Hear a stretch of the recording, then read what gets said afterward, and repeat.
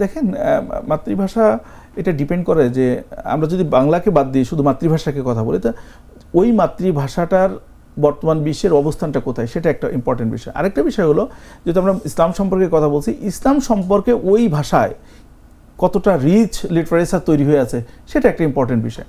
আমরা যদি বাংলাদেশকে চিন্তা করি, যে বাংলাদেশের ইসলামটাকে যেভাবে আসছে, সে আসাতে আমরা দেখি যে ফার্সি বইয়ের পরে ভিত্তি করে, উর্দু বইয়ের পরে ভিত্তি করে, অ্যারাবিক বইটা কিন্তু খুব কম আসছে বাংলাদেশে।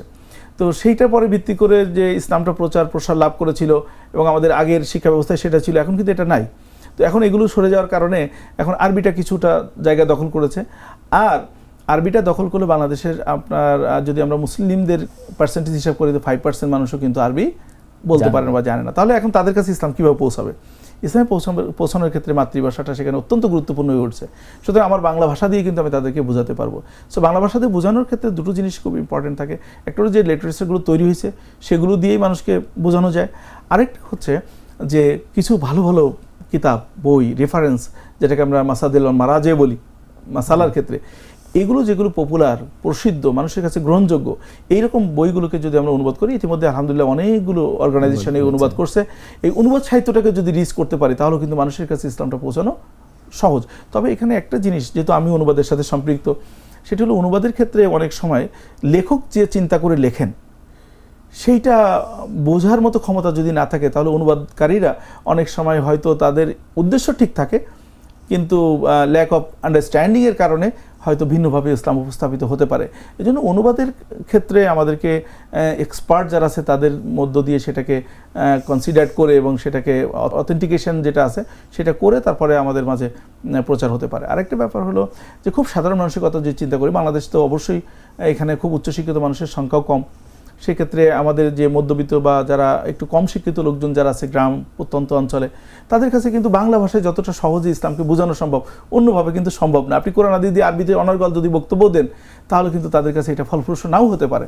সেক্ষেত্রে সহজ ভাষায় অনেকগুলো পন্থা আমাদের আছে। এই যে মিডিয়া আমরা ব্যবহার করতেছি, এই যে আমরা বাংলায় কথা বলছি, এগুলো কিন্তু তারা সহজে বুঝতে পারবে। এর বাইরেও যদি মসজিদের আলোচনাগুলো যদি হয়, বিভিন্ন সময়ের যে আলোচনাগুলো আমরা করি, ওয়াজ নসিহত করে, আমাদের দেশে খুব পপুলার, এভাবেও কিন্তু ইসলামের মাতৃভাষা দিয়েই কিন্তু ইসলাম প্রচার করা সম্ভব। যে সারা ওয়ার্ল্ড ওয়াইড ইসলামিক যে এক ধরনের রিভলিউশন হচ্ছে, নন মুসলিম কান্ট্রিতে প্রচুর মুসলিম ইসলাম গ্রহণ করছে, তাদের জন্য কিন্তু ঠিক সেই পরিমাণ লিটারেচার ওখানে নাই। তো এটার কারণ হলো, আমি শুধু এটা আমাদের বাংলাদেশের বলবো না, বাংলাদেশে তো ডেফিনেটলি এটি একটু উন্নয়নশীল দেশ হিসাবে আমাদের টেকনোলজিতে আমরা অনেক পিছিয়ে, আমাদের ভালো প্রোগ্রামার নাই। আপনারা যদি চিন্তা করেন যে মানে সবচেয়ে বেশি ওয়েবসাইটে যে কোর্সগুলো, কোর্সেরা বা এডেক্স, এরা বেশি কোর্স অফার করে, প্রায় 2.5 লাখ মতো কোর্স আছে এডেক্সের। সেখানে আপনি ইসলামের জন্য মাত্র 4টা পাবেন, মানে এডেক্সের মতো জায়গা যেখানে হার্ভার্ড, অক্সফোর্ড, ম্যাকগিল এরা কোর্স অফার করে। তো এটা হয়েছে কি যে টোটাল সারা পৃথিবীর কনসিডার করে যদি আমরা দেখি, তাহলে মুসলিমরা টেকনোলজিতে অনেক পিছিয়ে আছে, সেখানে বাংলাদেশ তো আরও অনেক পিছনে।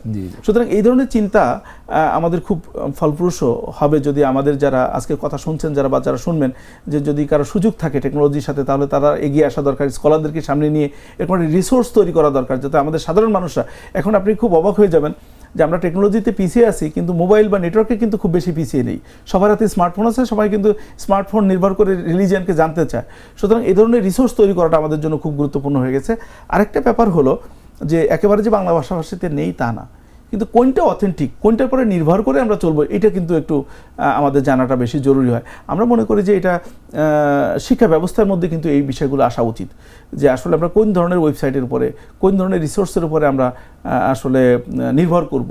কারণ সবগুলো তো আমরা নিতে পারবো না, কারণ যে কেউ এখন ওয়েবসাইটে এতটা অ্যাভেলেবেল হয়ে গেছে, যে কেউ একটা ব্লগ লিখতে পারে, যে কোনো একটা আর্টিকেল লিখে পাবলিশ করতে পারে, এবং আপনি যখন গুগলে সার্চ করবেন তখন কিন্তু সেটা পাবেন। আপনি কি আসলে এই ধরনের আর্টিকেল পড়ে কি আপনি এটাকে অথেন্টিক মনে করবেন কিনা? এটার কিছু প্রিন্সিপাল আছে। সেটা হলো যে যদি এমন কোনো ওয়েবসাইট থাকে যে ওয়েবসাইটটা একটা সম্পূর্ণ পরিষদ দ্বারা পরিচালিত, সেটা স্বীকৃতিস্বরূপ বড় বড় পরিচিত প্রসিদ্ধ স্কলার যারা আমরা যাদেরকে বিশ্বাস করি, তারা সেখানে সম্পৃক্ততা আছে কিনা, কী ধরনের রিসোর্স, সেখানে যে রিসোর্সগুলো আপলোড করা হচ্ছে সেখানে কোরআন সুন্নাহ ভিত্তিক হচ্ছে কিনা, কী ধরনের রেফারেন্স সেখানে দেওয়া আছে, এই বিষয়গুলো দেখে আমরা আসলে ভরসা করা উচিত। তাছাড়া শুধুমাত্র একটা আর্টিকেল পড়েই সেটার পরে বিশ্বাস করে আমাদেরকে সামনে মুভ করাটা, এটা মোটেও সৌজন্যমূলক না।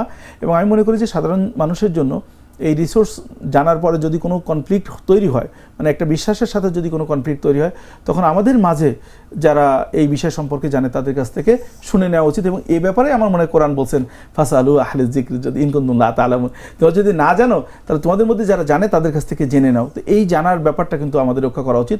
শুধু একটা আর্টিকেল দেখেই একটা সিদ্ধান্তে পৌঁছানো এটা ঠিক হবে না।